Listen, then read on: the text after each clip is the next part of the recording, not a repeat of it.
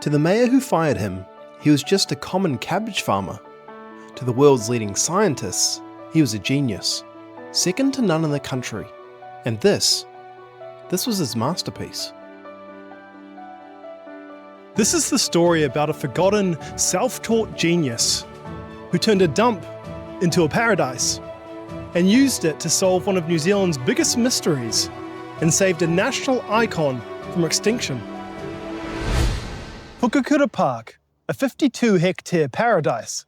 It looks like this place was built on a dream, but it was actually built on a nightmare. William Walter Smith was a Scottish immigrant. He was a trained gardener who was never well paid. His life was marked by hardship. He lost a young son and was separated from his wife. To some in power, he was just a gardener, but he was living a double life. In the world of science, Smith was a giant.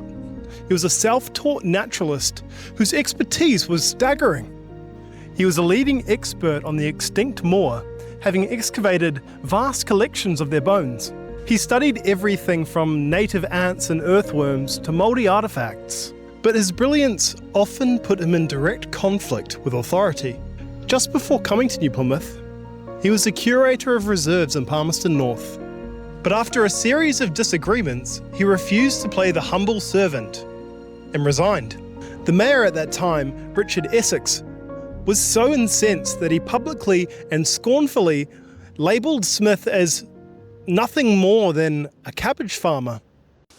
But while the mayor saw a cabbage farmer, the scientific elite saw a peer. Smith's correspondence list was a who's who of global science. And he wasn't just writing to them, he was doing things like sending new species of ants to famous scientists for classification.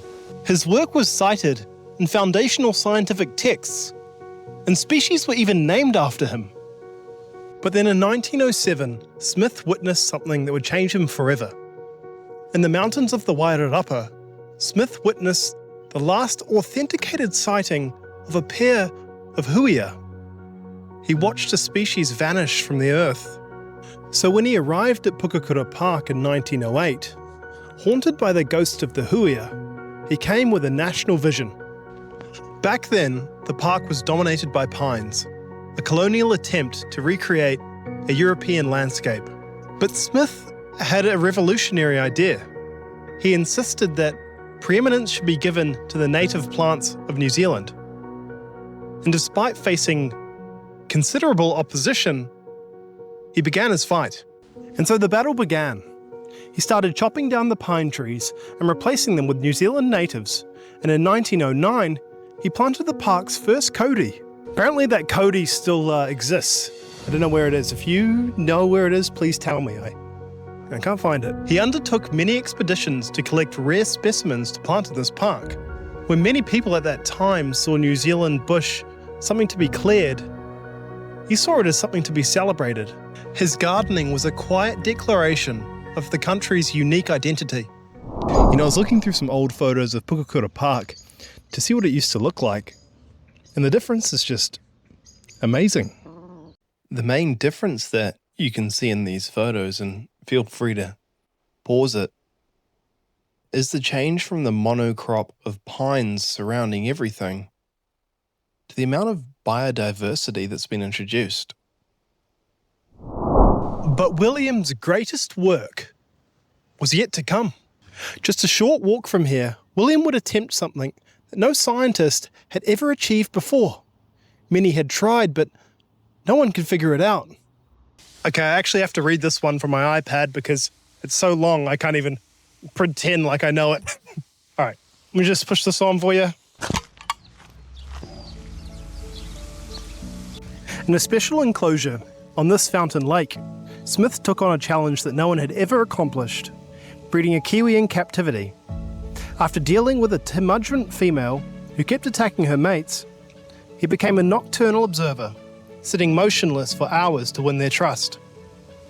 Through this patient science, he unlocked their secrets, discovering that only the male incubated the eggs, and that sprinkling them with lukewarm water was key to their survival. And then, the impossible happened. The first chick hatched a pure white fluffy bird he called one of the most beautiful things in nature. Over the next decade, he raised 15 kiwi, liberating each one back into the wild, proving with certainty that the kiwi can be saved from extinction. The rising fountain almost symbolizes now a eureka moment for the kiwi. Too metaphorical, eh? Yeah, probably. Smith's reputation was so immense that it took up all of his time. His day job as a curator of the park could no longer contain it. His advice was sought so often that in 1920, the park board moved to limit the calls on his time. For a man who had fought his entire life for intellectual respect, this was an intolerable slight. The historical record is clear. He felt demeaned, and he abruptly resigned. He was 68 years old, and he would never hold another position. He never received anything fancy for his work, like a stone monument, but he didn't need one. He built himself a living legacy, a legacy of native trees that reach for the sky, a legacy of scientific knowledge that helped save the species. Every time you walk these paths, every time you hear a bird call echo across this lake, you're walking through the dreams of the humble gardener who gave the park its soul.